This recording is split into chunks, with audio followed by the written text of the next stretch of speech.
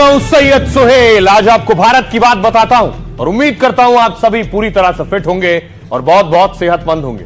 आइए आपको बताते हैं आज आपके लिए क्या है खास। सबसे पहले शो में आज हम बात करेंगे योगी आदित्यनाथ की उस वार्निंग की जो उन्होंने दंगाइयों को दी है। आपको बताऊंगा योगी की पुलिस क्यों सड़कों पर उतरी, क्यों आंसू गैस के गोले दागे, क्यों गोलियां चलाई और ट्रेलर भी दिखाया दंगाइयों को। यूपी के एक शहर में दिखा दिया है दंगाइयों को ये ट्रेलर। फिर चर्चा करेंगे चुनावी राज्य बिहार के बाद अब पूरे देश में वोटर लिस्ट के शुद्धिकरण की तैयारी हो रही है, यानी एसआईआर देश के 12 राज्यों में शुरू होने जा रहा है। कौन कौन से वो राज्य हैं आपको बताऊंगा, कौन कौन से राज्य के अलावा वोटर रिवीजन किन राज्यों में होगा और साथ ही आपके लिए जरूरी बात, मतदाता सूची में आपका नाम कटे ना कटे इसके लिए कौन कौन से दस्तावेज आपको चाहिए होंगे। साथ ही आपको दिखाएंगे दिल्ली से मुंबई तक रिश्तों की कत्ल की ऐसी खौफनाक कहानियां जो आपकी रूह कपा देंगी। कैसे दो बड़े शहरों में मोहब्बत के नाम पर हत्याकांड वाली कातिल हसीना और बर्बर बॉयफ्रेंड का चेहरा दिखाएंगे। उसके साथ ही बात होगी अफगानिस्तान और पाकिस्तान में भयंकर लड़ाई की। क्या अब शाहबाज मुनीर ने तय कर लिया है कि उन्हें शांति नहीं जंग चाहिए। और आखिर में दिखाएंगे पुतिन का वो एटमी प्लान जिससे पूरी दुनिया रह गई हैरान, कैसे रूस ने महाघातक परमाणु मिसाइल दाग दी है। इन तमाम खबरों पर करेंगे बात। आइए शुरू करें, उससे पहले आपको दिखाते हैं हेडलाइंस।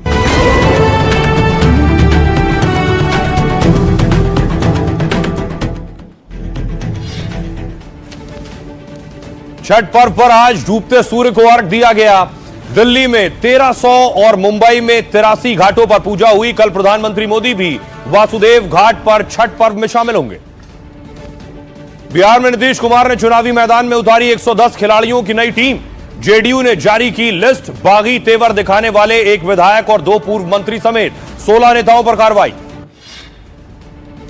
बिहार के बाद देश के 12 राज्यों और केंद्र शासित प्रदेशों में वोटर लिस्ट अपडेट होगी। कल से बंगाल, मध्य प्रदेश, यूपी समेत सभी राज्यों में एसआईआर। 7 फरवरी तक पूरा होगा वोटर लिस्ट अपडेट करने का काम। देश के 53वें चीफ जस्टिस बनेंगे जस्टिस सूर्यकांत। सीजेआई बीआर गवाई ने नाम की सिफारिश की है। 14 महीने का होगा कार्यकाल। 24 नवंबर को सीजेआई के तौर पर शपथ लेंगे। आवारा कुत्तों के मामले में राज्यों की चुप्पी पर सुप्रीम कोर्ट सख्त है, कहा इससे देश की छवि खराब हो रही है। बंगाल, तेलंगाना को छोड़कर सभी राज्यों के मुख्य सचिवों को तलब किया गया। 3 नवंबर को अगली सुनवाई होगी।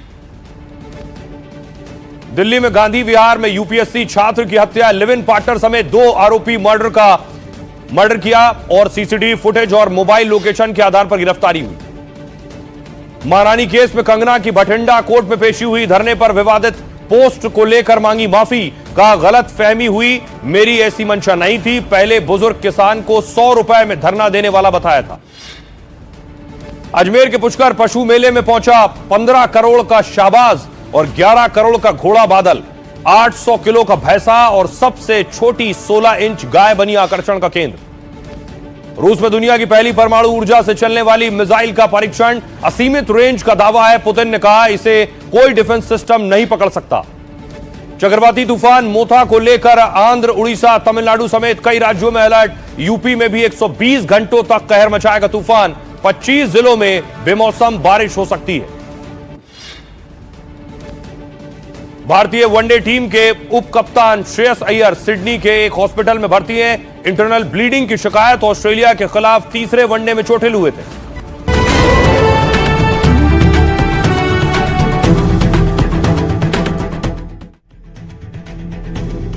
और आइए शुरुआत करने जा रहा हूं आज की पहली बड़ी खबर के साथ। और पहली बड़ी खबर है, उससे पहले तस्वीर मैं आपको दिखाऊं। यह तस्वीर आप देख रहे हैं छठ। देश के सियासतदानों ने आज छठ पर्व मनाया। सबसे पहले देखिए योगी आदित्यनाथ को।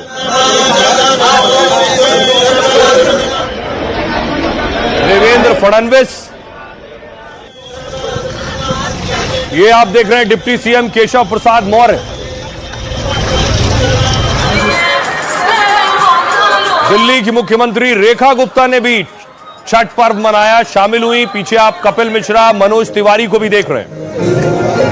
यह तस्वीर चिराग पासवान की।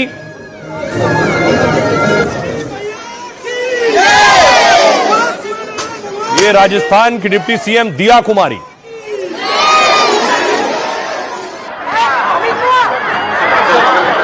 ये बिहार के डिप्टी सीएम सम्राट चौधरी को देख रहे हैं।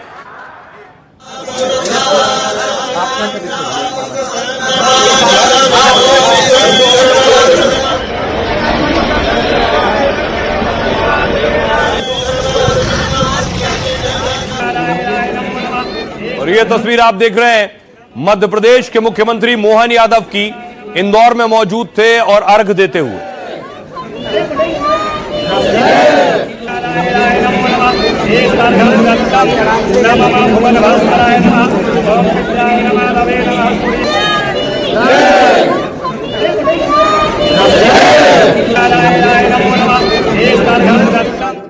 और आइए अब शुरुआत करने जा रहा हूं आज की पहली बड़ी खबर से। दंगाइयों से 10 कदम आगे है योगी आदित्यनाथ। क्या हो रहा है यूपी में, देखिए जरा। यूपी में पुलिस सड़कों पर उतरी और पुलिस गोलियां दाग रही है।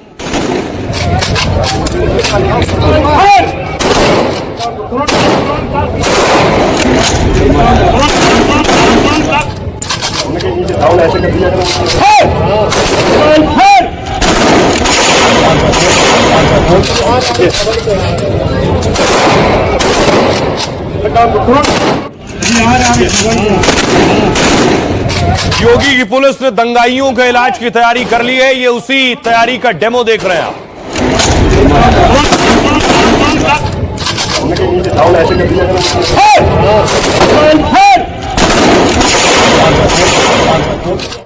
आखिर भीड़ पे कैसे काबू करना है, उत्तर प्रदेश में यूपी पुलिस सड़कों पर उतरी। कानपुर की तस्वीर आप देख रहे हैं। सर हट जाइए, सामने से हटिया, देखिए विस्फोट होगा उसमें।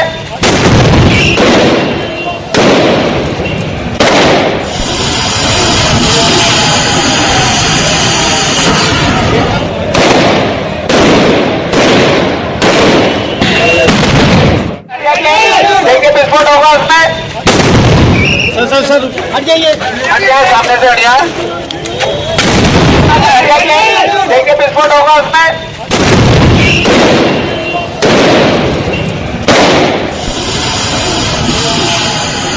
पुलिस देखिए सड़क पर थी, क्योंकि उत्तर प्रदेश में उपद्रवियों से निपटने की पूरी तैयारी है। ये आप यूपी पुलिस की तैयारी देख रहे हैं।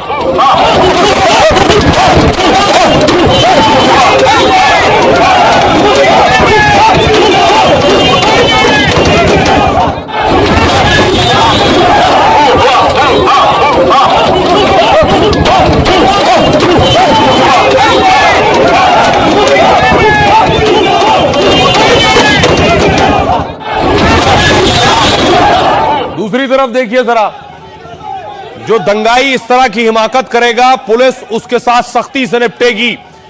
जो सड़क पर उपद्रव करेगा,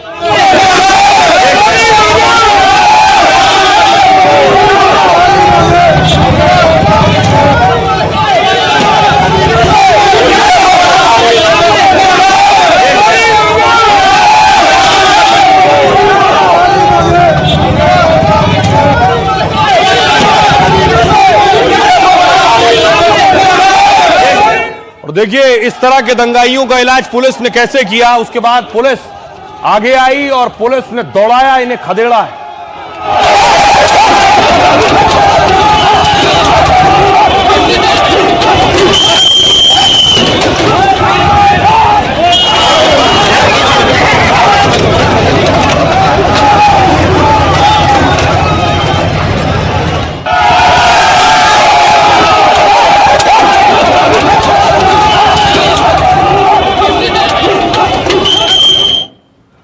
और साथ ही यूपी पुलिस ने एक और तैयारी की है कि सभी मोर्चों पर दंगाइयों को खदेड़ना कैसे।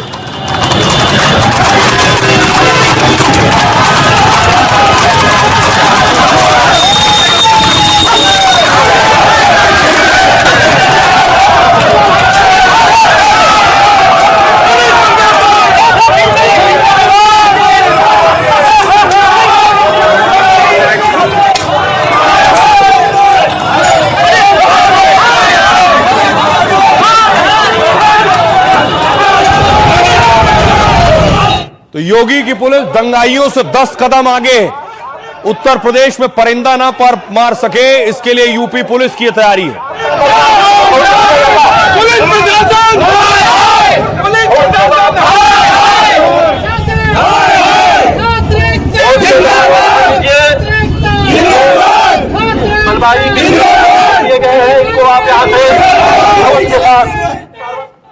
और इन हालात में यूपी पुलिस ने न सिर्फ एक्शन की तैयारी कर ली है, बल्कि उपद्रवियों का इलाज इससे पहले भी किया। आपको याद होगा, ये कानपुर की तस्वीरें देख रहे हैं, कानपुर में यही हालात इसी इलाके में पहले बन चुके हैं।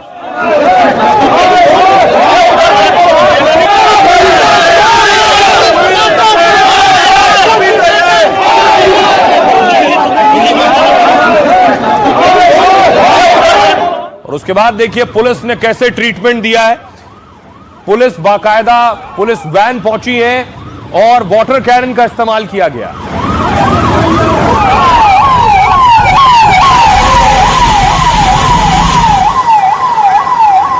किसी ने भी कानून को हाथ में लेने का प्रयास किया कि उसको बिना मांगे जहन्नुम में जाने का टिकट हम काट करके दिला देंगे। उत्तर प्रदेश में ऐसा क्या हुआ कि योगी की पुलिस अचानक सड़क पर उतर आई, दनादन गोलियां चलने लगी, आंसू गैस के गोले दागे जाने लगे और उपद्रवियों का हिसाब करने के लिए पुलिस लाठियां भी चलाने लगी। ये तस्वीर देखकर अपराधी और उपद्रव में शामिल लोगों की रूह कांप उठी है, क्योंकि योगी ने बार बार ऐलान किया है कि यूपी में दंगाई किसी कीमत पर बख्शे नहीं जाएंगे। जिसने भी कानून को हाथ में लेने का प्रयास किया, जो भी राह चलते हुए राहगीर पर हमला करेगा, जो भी बेटी की सुरक्षा पे सेंध लगाने का कार्य करेगा और जो भी व्यापारिक प्रतिष्ठानों में आगजनी करने का दुस्साहस करेगा, जो भी पर्वों और त्योहारों में उपद्रव करेगा, उसको हम पहले से इस बारे में कह देंगे कि उसको बिना मांगे जहन्नुम में जाने का टिकट हम काट करके दिला देंगे। इतना पर्याप्त तो होगा उसके लिए। ये यूपी में दंगाइयों के ऑल आउट की तैयारी है। यह ऐलान है कि अपराधी हिमाकत करेंगे तो उनका हिसाब करने में योगी उनसे 2 कदम आगे हैं। मतलब किसी ने उत्तर प्रदेश में उत्पात या उपद्रव मचाया तो उसका वही हाल होगा जो कानपुर में योगी की पुलिस ने ट्रेलर देकर दिखाया। तो योगी की पुलिस ने दंगा ब्रिगेड को वार्निंग दे दी है। क्या कह रहे हैं? पूरे देश में कानून व्यवस्था को लेकर यूपी और योगी मॉडल बने। देश के सबसे बड़े सूबे में अपराध पर सबसे तेज एक्शन और कानून का ऐसा इकबाल कि यूपी दंगा मुक्त राज्य बन गया। राष्ट्रीय अपराध रिकॉर्ड ब्यूरो यानी एनसीआरबी के आंकड़े इसका सबूत हैं। 2017 के बाद सोचिए यूपी में कोई बड़ा दंगा नहीं हुआ। 2012 से 17 के बीच 5 साल में 815 दंगे हुए, एनसीआरबी का आंकड़ा। यूपी में अपराध दर 335 रही, जबकि राष्ट्रीय औसत 448 का एवरेज है, यूपी में 335 रही। अपराध पर कंट्रोल के पीछे जानकार योगी मॉडल को वजह बताते हैं। योगी समय समय पर खुद कानून व्यवस्था की समीक्षा करते हैं, दंगा और आतंकी गतिविधि रोकने के लिए मॉक ड्रिल कराते हैं। जैसे कानपुर में पुलिस ने उपद्रव से निपटने के लिए ड्रिल की। त्योहार या अहम मौकों पर पूरे अधिकारियों को ग्राउंड पर उतार देते हैं। दिवाली से पहले भी योगी ने प्रशासनिक अधिकारियों के साथ बैठक की और अपराधियों और असामाजिक तत्वों पर कड़े एक्शन लिए। योगी निर्देश के साथ पुलिस प्रशासन पर भी कड़ी नजर रखते हैं, इसलिए यूपी में अपराधियों के खिलाफ सबसे ज्यादा एक्शन हो रहा है। उत्तर प्रदेश में 8 साल में 14,000 से ज्यादा पुलिस एनकाउंटर हुए, जिसमें 30,000 से ज्यादा अपराधी और माफिया गिरफ्तार हुए। 9,000 को गोली लगी है और करीब 250 अपराधी एनकाउंटर में ढेर हुए हैं। यह है यूपी का आंकड़ा। सुनिए जरा योगी आदित्यनाथ दंगाइयों पर क्या कह रहे हैं। बबूल का पेड़ लगाएंगे और उम्मीद करेंगे कि उसमें आम आएंगे, तो क्या आम आ जाएंगे? नहीं आएगा। इसके लिए आम का ही पौधा लगाना पड़ेगा। जैसा करेंगे वैसा फल प्राप्त करेंगे। समाज की आस्था पर प्रहार करने के लिए समाज विरोधी तत्वों के द्वारा लगातार आज भी प्रयास हो रहे हैं, लगातार प्रयास हो रहे हैं। एक बांटने की साजिश, जाति आधार पर समाज को विभाजित करने की साजिश, लगातार प्रहार हो रहे हैं, और दूसरी ओर आस्था पर प्रहार। सिर्फ इतना ही नहीं, पिछले दिनों मैंने आपको दिखाया कि आईएसआईएस के 2 आतंकी पकड़े गए जिन्हें दिल्ली स्पेशल सेल ने उठाया। अब यूपी एटीएस उनसे पूछताछ करने जा रही है। उनकी मंशा क्या थी? एक को दिल्ली से पकड़ा गया, एक को भोपाल से पकड़ा गया, यूपी से पकड़ा गया। इनकी मंशा क्या थी? अब इसकी जांच हो रही है। ये दोनों युवा हैं, एक की उम्र 19 साल है और दोनों का नाम अदनान है।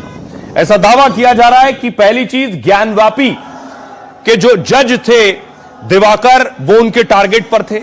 राम मंदिर और योगी भी क्या इनके टारगेट पर थे? योगी आदित्यनाथ पिछले दिनों अयोध्या में थे दीपोत्सव के मौके पर।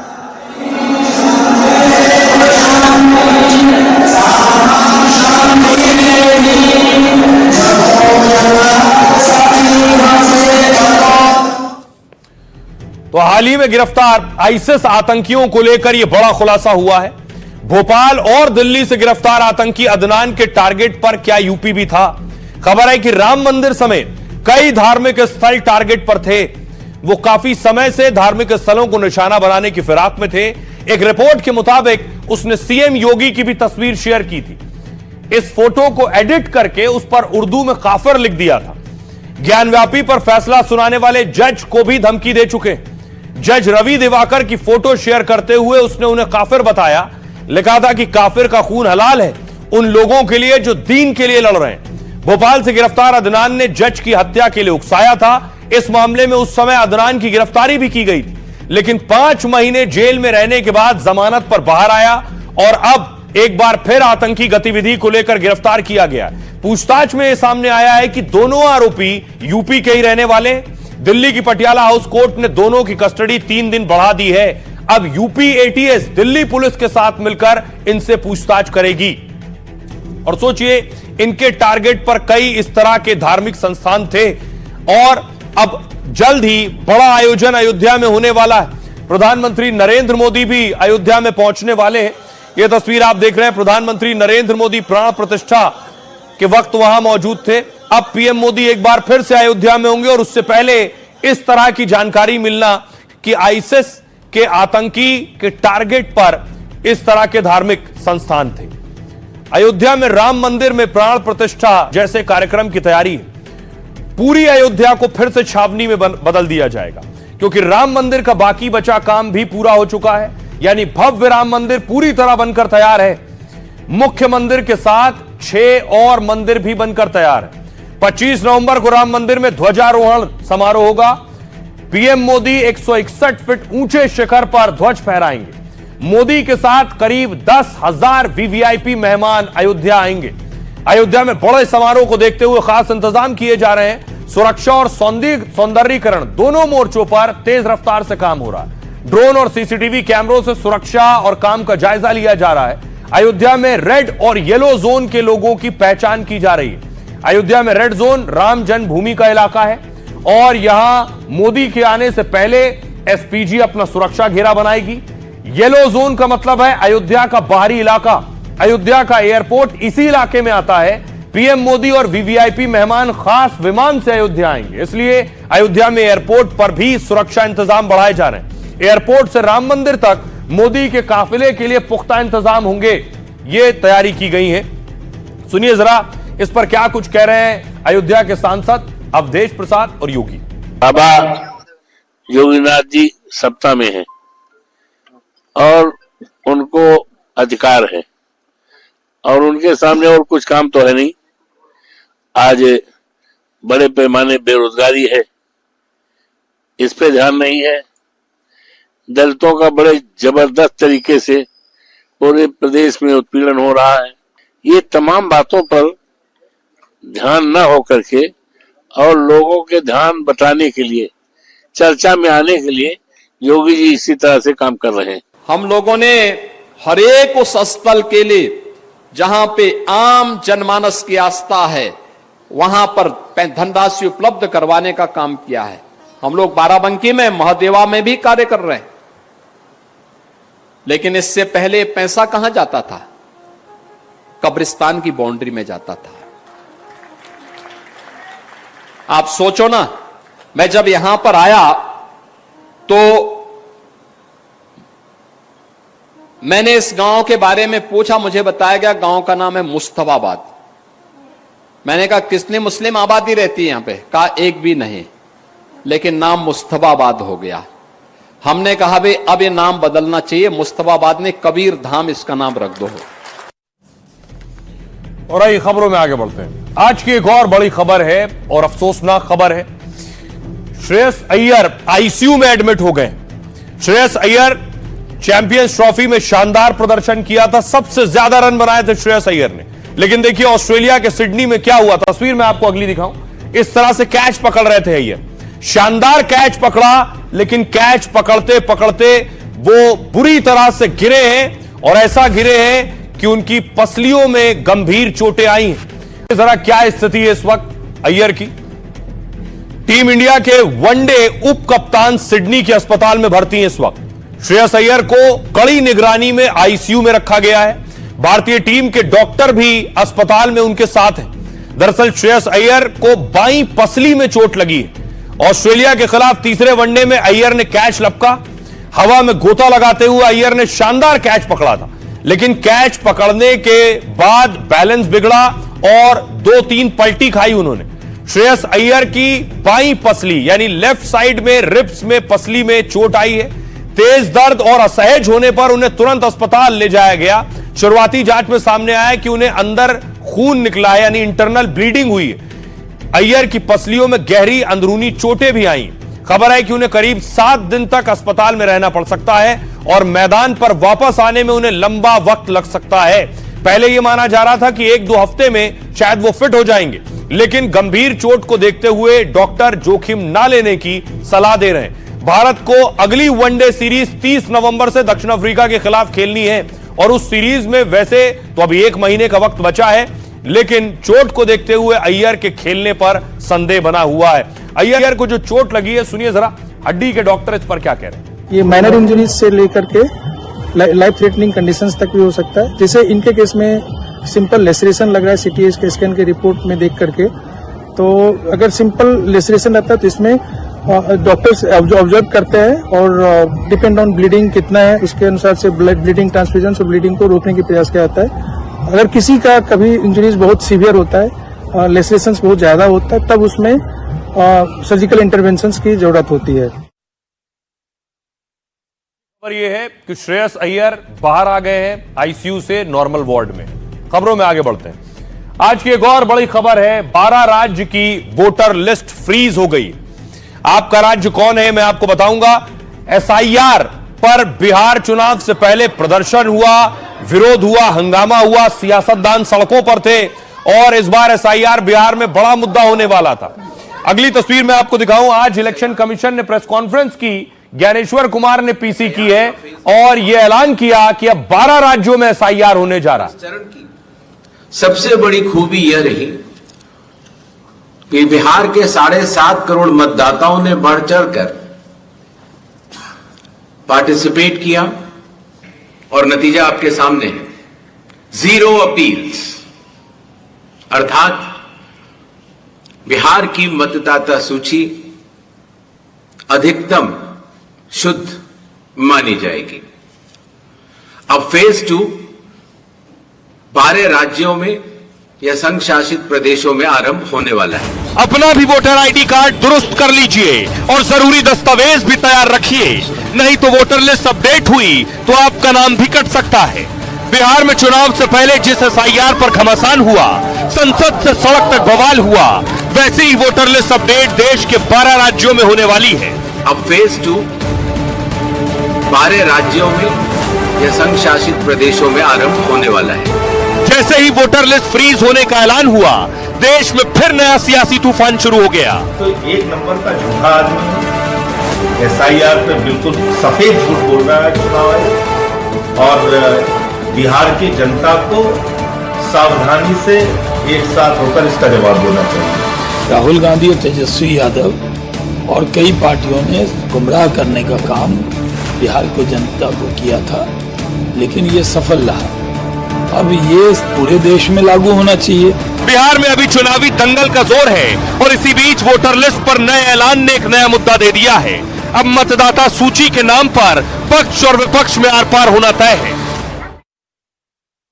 अब देखिए जरा, सबसे पहले आपको बताऊं कि किन किन राज्यों में एसआईआर होना है, उन राज्यों में चुनाव कब है। तो सबसे पहले देखिए 2026 में चुनाव है पश्चिम बंगाल में, पुडुचेरी में, तमिलनाडु में, केरल में, यहां एसआईआर होना है, यानी वोटर लिस्ट का शुद्धिकरण। 2027 में उसके बाद चुनाव है उत्तर प्रदेश में, गोवा में और गुजरात में, यहां उससे पहले एसआईआर हो जाएगा। 2028 में चुनाव है राजस्थान, मध्य प्रदेश और छत्तीसगढ़, अंडमान निकोबार, यहां उससे पहले एसआईआर हो जाएगा। ये है वो 12 राज्य जिसमें वोटर लिस्ट रिवीजन होगा।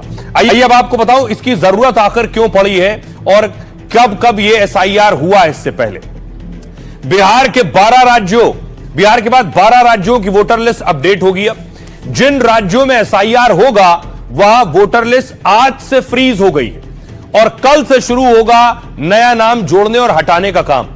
1951 से अब तक 8 बार वोटर लिस्ट अपडेट की जा चुकी है। इसमें 18 साल से ज्यादा के नए वोटर्स को जोड़ा जाता है, जिनकी मौत हो चुकी है या जो शिफ्ट हो गए हैं उनके नाम हटाए जाते हैं। वोटर लिस्ट में नाम और पते में भी हुई गलतियां ठीक की जाती हैं। बिहार चुनाव से पहले वोटर लिस्ट को लेकर भारी घमासान हुआ। बिहार में वोटर लिस्ट अपडेट हुई तो करीब 70 लाख नाम कट गए। बिहार की फाइनल लिस्ट में 7 करोड़ 42 लाख वोटर्स और जो मतदान देंगे और 12 राज्यों में करीब 51 करोड़ मतदाता हैं जिनकी लिस्ट अपडेट होगी।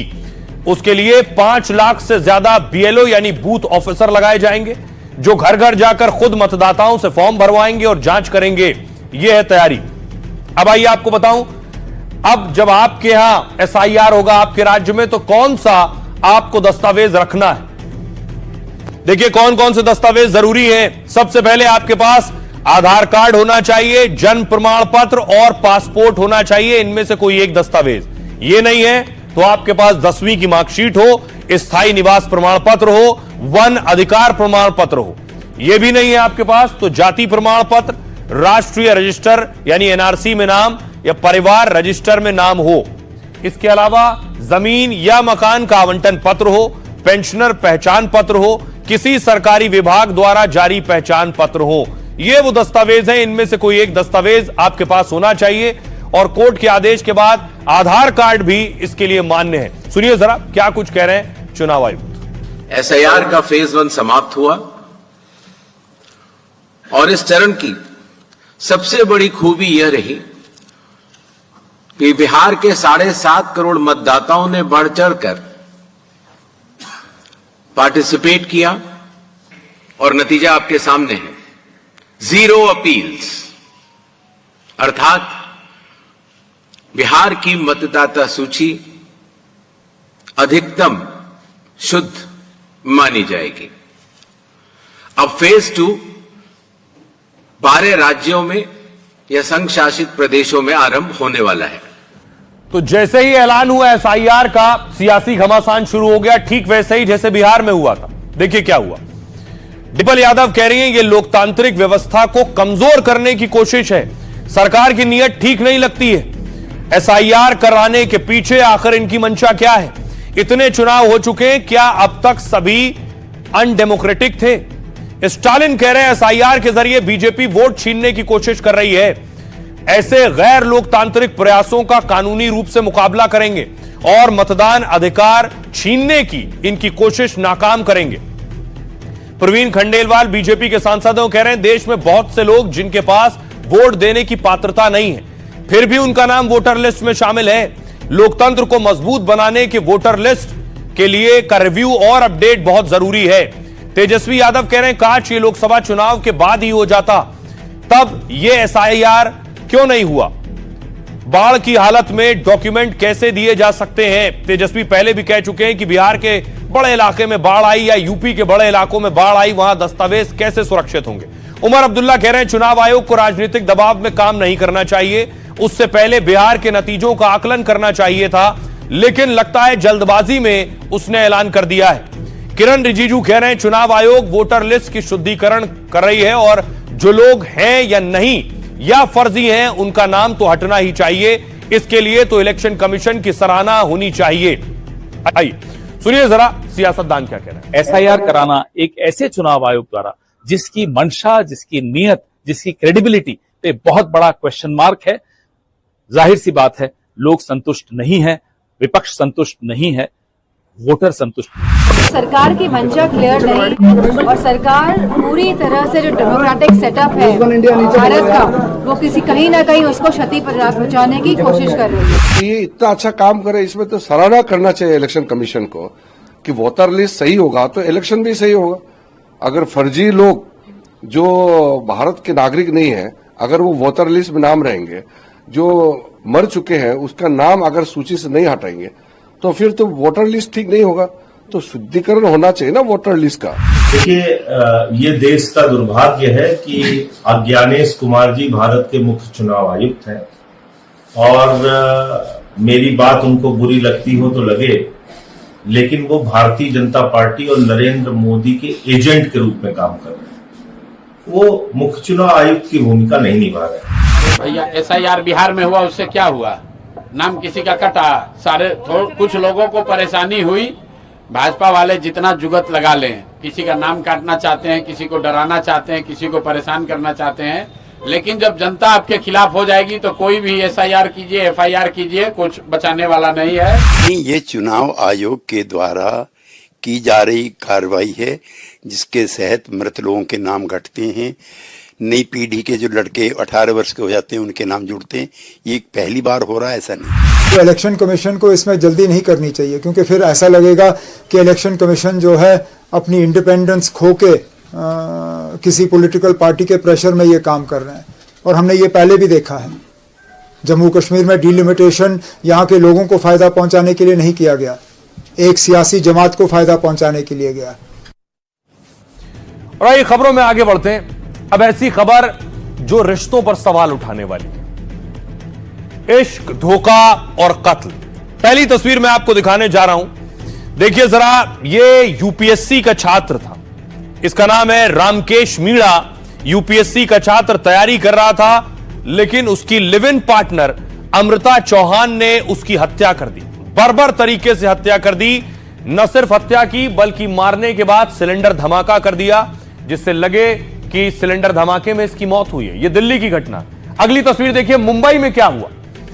यह तस्वीर आप देख रहे हैं सोनू के साथ मनीषा। सोनू ने खुद की भी जान ले ली और मनीषा की भी हत्या कर दी। मुंबई की घटना है। अगली तस्वीर देखिए जरा। यह तस्वीर आपको विचलित कर सकती है। सोनू जिस वक्त मनीषा की हत्या कर रहा था उस वक्त की तस्वीर है। लोग भाग के पहुंचे खींचने के लिए, दोनों खून से लथपथ थे।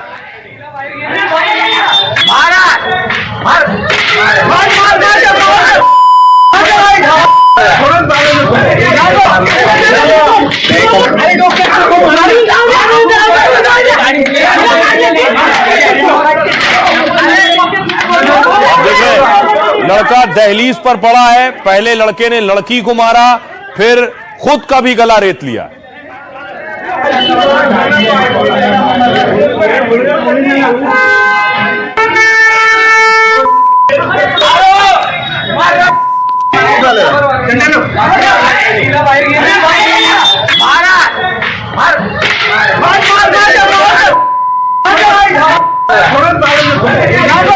पुलिस वाले अंदर गए, प्रेमी पर लाठी चलाई है, तब उसने प्रेमिका को छोड़ा है। तब तक उसे वो चाकू मार चुका था।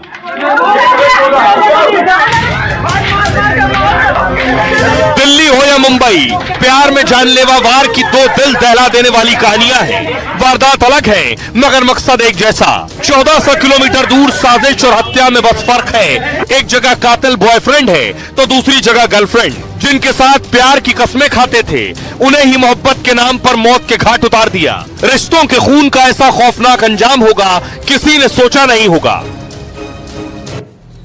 अब भाई सबसे पहले शुरुआत करने जा रहा हूं दिल्ली में। आखिर यूपीएससी के छात्र की उसके लिव इन पार्टनर ने कैसे बेरहमी से हत्या की। यह तस्वीर आप अमृता की देख रहे हैं। अमृता रील बनाने की शौकीन थी। अमृता रामकेश के साथ रहती थी।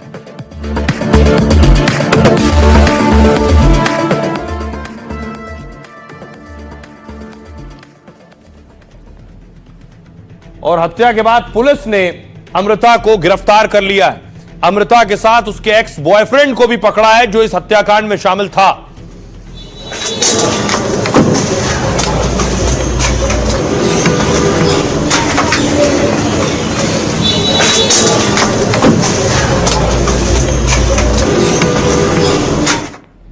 अब देखिए अमृता ने किस बेरहमी से रामकेश की हत्या की। लव, लिव इन और धोखा वाले इस कांड में खौफनाक खुलासा हुआ है। पुलिस का दावा यह है कि लिव इन पार्टनर ने यूपीएससी स्टूडेंट का मर्डर किया है। इस मामले में पुलिस ने एक लड़की और 2 लड़कों को गिरफ्तार किया है। पुलिस के मुताबिक तीनों ने यूपीएससी छात्र के हत्याकांड को अंजाम दिया। हत्या की mastermind Amrita Chauhan forensic science में बीएससी कर रही, जबकि दिल्ली में रहकर रामकेश मीणा यूपीएससी की तैयारी कर रहा था। दावा है कि रामकेश के साथ अमृता मई 2025 में लिव इन में रह रही थी, लेकिन बाद में अमृता और रामकेश अलग हो गए। दावा है रामकेश के पास अमृता के अश्लील फोटो वीडियो थे। अमृता ने रामकेश से उन फोटो वीडियो को डिलीट करने को कहा, इसलिए फॉरेंसिक साइंस पढ़ने वाली अमृता ने हत्या का प्लान बनाया। शायद रामकेश ने उन्हें डिलीट नहीं किया, इसलिए हत्या का प्लान। वैज्ञानिक तरीके और क्राइम सीरियल देखकर पूरी रणनीति तैयार की गई। पुलिस ने बताया तीनों आरोपियों ने पहले मीणा की गला रेत कर हत्या की, फिर जलाने के लिए उसके शरीर पर तेल, घी और शराब डाल दी। तभी अमृता के एक्स बॉयफ्रेंड ने गैस सिलेंडर का वाल्व खोल दिया जो घर पर रखा हुआ था।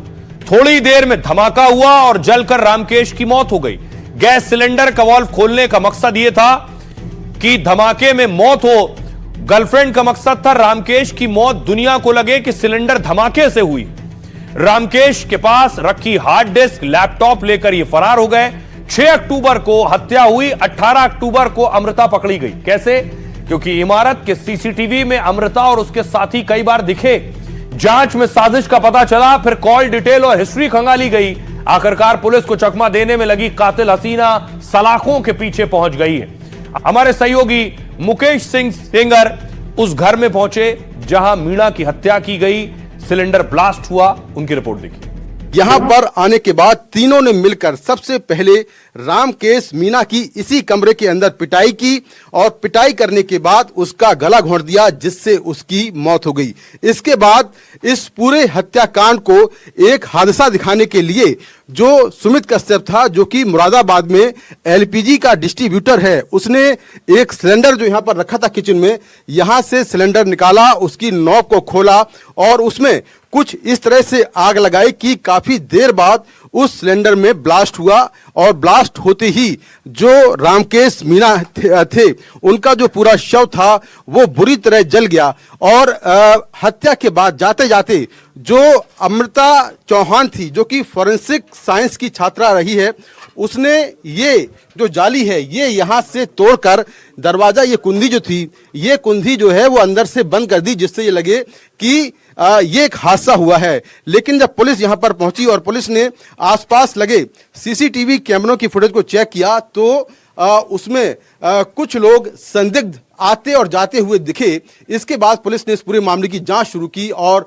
जो मृतक था उसके मोबाइल के कॉल रिकॉर्ड निकाले, जिससे ये पता चला कि जो रामकेश मीणा था वो लगातार अमृता चौहान से बात करता था। दोनों एक दूसरे को जानते थे और लिव इन में भी वो उसके साथ में रहती थी। इसके बाद मुरादाबाद से अमृता चौहान और संदीप कुमार और सुमित कश्यप को दिल्ली पुलिस ने गिरफ्तार कर लिया।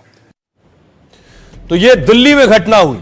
अब मुंबई की देखिए जरा दिल दहला देने वाली घटना, जहां प्रेमी ने चाकू से खुद का भी आत्महत्या कर ली और प्रेमिका को भी मार दिया। दिल्ली की तरह ही मुंबई में हत्या का मामला सामने आया। यहां पर ब्रेकअप से नाराज युवक ने पूर्व प्रेमिका को मार डाला, फिर अपना भी गला रेत कर युवक ने आत्महत्या कर ली। पुलिस के मुताबिक आरोपी युवक को अपनी गर्लफ्रेंड पर शक था, इसलिए दोनों के बीच अक्सर झगड़ा होता रहता था। काफी दिन तक चले विवाद के बाद लड़की ने रिश्ता खत्म कर दिया, लेकिन इससे नाराज प्रेमी ने साजिश रचकर उसे मिलने के लिए बुलाया। जब लड़की घर पहुंची तो उसे चाकुओं से गोद कर मार डाला। मौके पर मौजूद स्थानीय लोग दोनों को उठाकर अस्पताल ले गए, लेकिन ज्यादा खून बहने की वजह से दोनों ने दम तोड़ दिया। दिल्ली यूनिवर्सिटी के पास एक और मामला सामने आया। एसिड अटैक का दावा हुआ। पीड़ित छात्रा रोज की तरह पढ़ाई के लिए कॉलेज जा रही थी, तभी बाइक पर आए 3 लड़कों ने उस पर एसिड यानी तेजाब फेंक दिया। इसमें एसिड अटैक पीड़ित छात्रा बुरी तरह से घायल हो गई। हालांकि गनीमत रही कि हमले के वक्त उसने चेहरा छिपा लिया था, जिससे चेहरा तो बच गया लेकिन हाथ बुरी तरह झुलस गए। लड़की का आरोप है कि आरोपी जितेंद्र उसका पीछा करता था। कुछ दिन पहले दोनों में इस बात को लेकर झगड़ा हुआ और इसके बाद जितेंद्र ने दो साथियों के साथ छात्रा पर एसिड फेंक दिया। अब पीड़ित छात्रा पुलिस और प्रशासन से न्याय की गुहार लगा रही।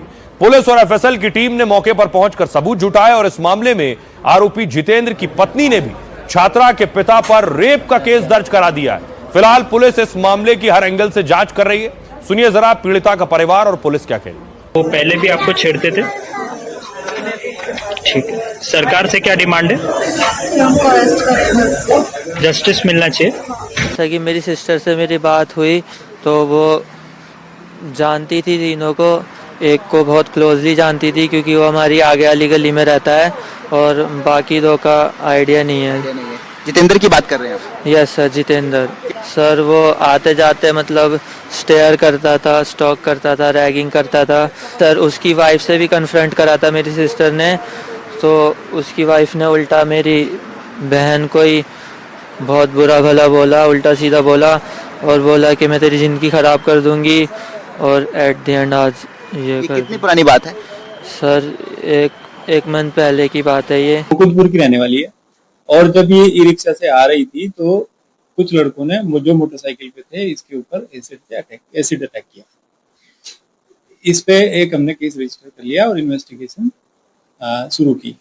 इन्वेस्टिगेशन के दौरान वो लड़के आइडेंटिफाई कर लिए गए हैं, बट उनके स्टेटमेंट के हिसाब से कुछ डिफरेंट वर्जन सामने आ रहे हैं जिसकी तफ्तीश अभी जारी है। इसमें एफआईआर में जो नाम है वो जितेंद्र है, ईशान है और अरमान है।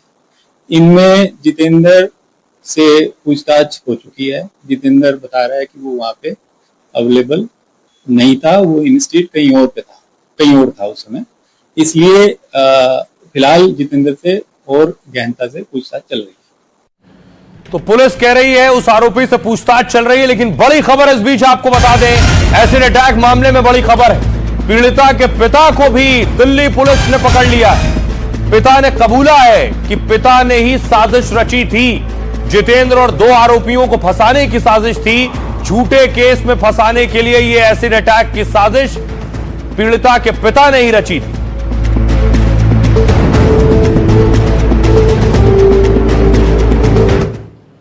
यह जवाब अमेरिका से पाकिस्तान के लिए है कि पाकिस्तान उनकी जरूरत का दोस्त है। आइए खबरों में आगे बढ़ते हैं। आज की एक और खबर है, पुतिन की एटमी मिसाइल का खौफ। एक तरफ पुतिन झुकने का नाम नहीं ले रहे हैं, ट्रंप कोशिश कर रहे हैं पुतिन यूक्रेन वॉर से पीछे हटे। पुतिन इससे पहले ट्रंप से मिलने से इनकार कर चुके हैं। अगली तस्वीर में आपको दिखाऊं, ट्रंप ने के सामने फिर पुतिन ने मिसाइल दाग दी है। एटमी मिसाइल का परीक्षण आज पुतिन ने किया।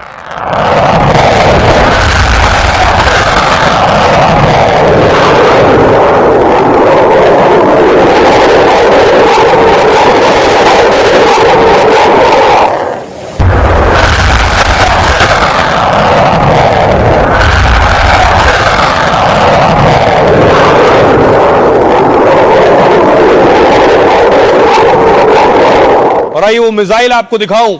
उस मिसाइल को पुतिन ने भी दुनिया को आधा दिखाया है, बाकी मिसाइल ढक रखी है, सिर्फ आगे की आप उसकी नोज देख रहे हैं। ये वो मिसाइल है जिसका परीक्षण पुतिन ने किया है।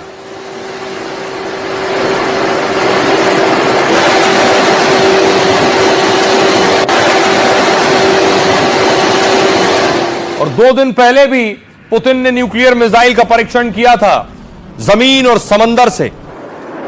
वो तस्वीरें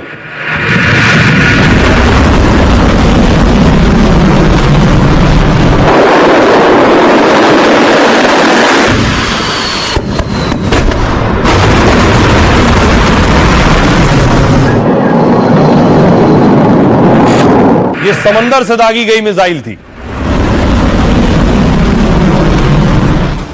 पुतिन ने जब से सबसे घातक न्यूक्लियर मिसाइल का बटन दबाया है, पूरी दुनिया में रूस के दुश्मन खौफ में आ गए हैं। 20,000 किलोमीटर तक हमला करने वाली मिसाइल ने दुश्मनों के होश उड़ा दिए हैं।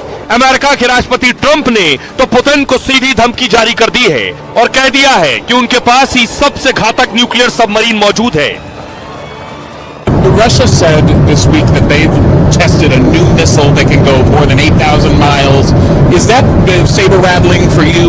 What is that? They know we have a nuclear submarine, the greatest in the world, right off their shores. So, I mean, it doesn't have to go 8,000 miles, and they're not playing games with us. We're not playing games with them either. We ought to get the war ended. Trump कह रहे हैं Putin जानते हैं मेरे पास भी nuclear submarine है। रूस की मिसाइल का नाम है बुरेवस्त्निक। ये क्रूज मिसाइल है। ये सामान्य ईंधन इंजन की बजाय परमाणु ऊर्जा से चलती है। यही इसकी सबसे बड़ी ताकत है जो इसे सबसे ज्यादा घातक बना देती है। न्यूक्लियर ईंधन से यह असीमित दूरी तक उड़ान भरने में सक्षम है, साथ ही दुश्मन के एंटी मिसाइल डिफेंस को चकमा दे सकती है। रूस की यह मिसाइल 10,000 से 20,000 किलोमीटर तक हमला कर सकती है। इस दूरी में अमेरिका समेत दुनिया भर में रूस के दुश्मनों पर हमला संभव है। दुनिया की पहली क्रूज मिसाइल है जिसमें इतनी दूरी तक हमला करने की ताकत है। सामान्य बैलिस्टिक मिसाइल तय मार्ग पर चलती हैं जो कि ट्रैक हो सकती हैं। पाकिस्तान के आतंकी चेहरे को सबके सामने रखा है। पुतिन ने दावा किया है कि इसे कोई डिफेंस सिस्टम रोक नहीं सकता। इस मिसाइल का सफल परीक्षण 21 अक्टूबर को रूस में किया गया। परीक्षण में मिसाइल ने 15 घंटे तक और 14,000 किलोमीटर तक उड़ान भरी है। अब इस रूसी मिसाइल से दुनिया भर में रूस के दुश्मन खौफ में आ गए हैं। सोचिए, यह जो पुतिन की मिसाइल है इसकी मारक क्षमता किन देशों तक है, यानी अमेरिका से लेकर दूसरे यूरोपीय देश भी इसकी जद में है। देखिए, यह दुनिया का नक्शा आपके सामने आ गया है। रूस से मिसाइल उड़ेगी 8,000 किलोमीटर पर अमेरिका है। इस मिसाइल की रेंज 10 से 20,000 किलोमीटर बताई जा रही। रूस से मिसाइल ऑस्ट्रेलिया तक जाएगी, 9,000 किलोमीटर का डिस्टेंस है, इसकी रेंज कहीं ज्यादा है। रूस से मिसाइल ब्रिटेन 5,000 किलोमीटर की दूरी है रूस से ब्रिटेन तक की। रूस से जर्मनी भी 5,000 किलोमीटर की दूरी है। सब नेटो देशों में शामिल देश हैं। फ्रांस की और रूस की दूरी 6,000 किलोमीटर की है और इस मिसाइल की मारक क्षमता 10,000 से 20,000 किलोमीटर। कनाडा तक की दूरी 6,000 किलोमीटर रूस से है, यानी इन सभी देशों तक पुतिन की यह मिसाइल पहुंच सकती है। आइए सुनिए जरा क्या कुछ कह रहे हैं पुतिन। Силы, способные обеспечить национальную безопасность Российской Федерации и союзного государства в полном объеме. मैंने अपनी टिप्पणी में बुरेवस्त्निक परमाणु ऊर्जा से चलने वाली असीमित दूरी की क्रूज मिसाइल के परीक्षण का जिक्र किया था।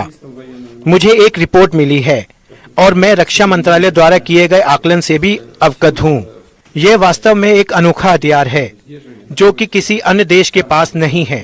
जाहिर है इस हथियार को युद्ध में तैनात करने के लिए काफी काम करना होगा और सभी नियमों को पूरा करना होगा। फिर भी जहां तक मैं समझता हूं कि हमने मुख्य उद्देश्य को हासिल कर लिया है। और आइए अब आपको लिए चलता हूं छठ पर्व की ओर। कैसे देश में छठ मनाया गया। मुख्यमंत्री योगी आदित्यनाथ ने लखनऊ में गोमती नदी के किनारे छठ पर्व मनाया। पूरे विधि विधान के साथ सीएम योगी ने पूजा अर्चना की।